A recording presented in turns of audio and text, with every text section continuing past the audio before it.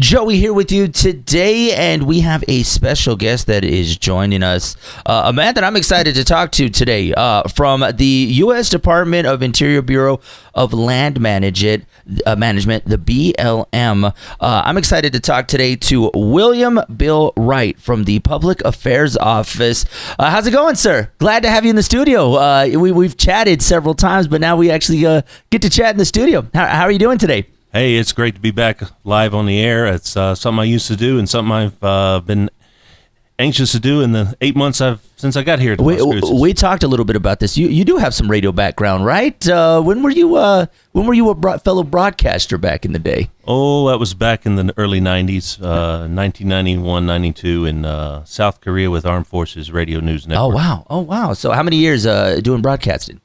I did 2 years broadcasting and about 25 years print journalist. Okay. So yeah, definitely he understands the way of radio, and we're so glad to have you here today, and quite a bit coming up today. Let's first off talk about a very important weekend that we have ahead of us, and things for people to look forward to.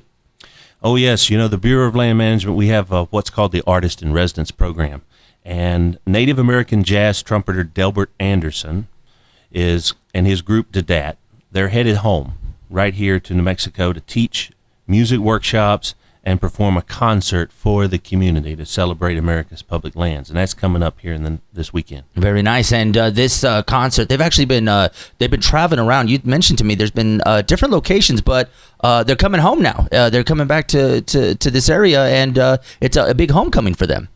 Delbert's originally from Shiprock, New Mexico, and this is the finale of the 5 stops. It's called the Painted Mountain Tour, and they're going to have the musical workshop. We're going to start it off. So, hey, community, come on out. If you've got a musical instrument, come on out and learn how to directly interact, particularly students, because that's what Delbert is looking for, too. We want to establish a basic musical framework with children. And it's going to be at a Dripping Springs Natural Area La Cueva picnic site on the 8th of July at 11 o'clock.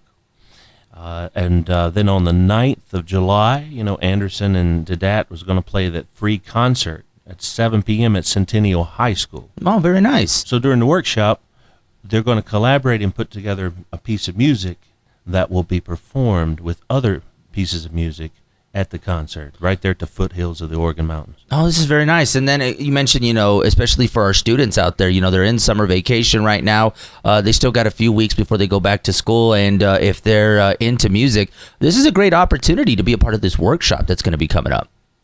Yeah, we're very excited about having Delbert here, as well as being a part of the actual tour of the national program. And the compositions that you're going to put together, see, Delbert takes his inspiration from original Navajo spinning songs, which is quite unique. It's a completely different sound of jazz. It combines the Native American rhythms and melodies with jazz, funk, and hip-hop. It's very, very unique. Because Anderson, I'll call him Delbert. Delbert told me, that he found a cassette tape of spinning songs, and he spoke with his native elders to explore the possibility of fusing those spinning songs with today's modern music.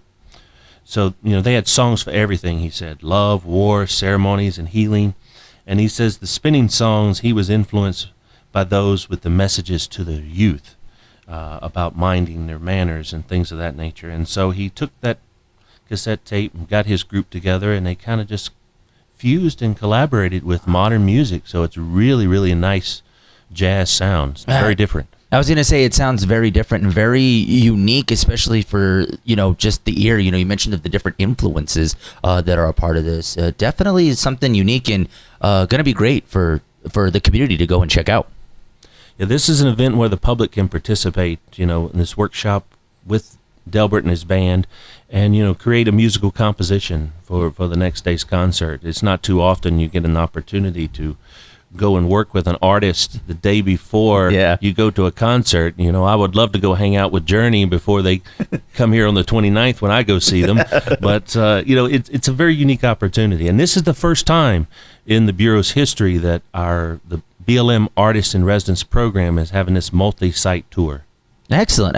And so for the workshop that's going to be coming up, it's on Friday, July 8th. If those that would like to be involved in it, musicians that would like to get involved, how can they get involved? Details, sign-ups, let them know the information. There is a pre-registration. We have 40 slots, but I can tell you right now we've got over 35 slots available. Okay. So I'm going out on a limb here and saying, come on out to bring your instrument. Okay. Just show up. All right. So, but if you want to pre-register, you can go to the link on our Facebook site. That's the Bureau of Land Management, Las Cruces District, and you can click on the story and about the concert, and it has hyperlinks that'll connect you to the website because you're actually registering on Eventbrite. Okay.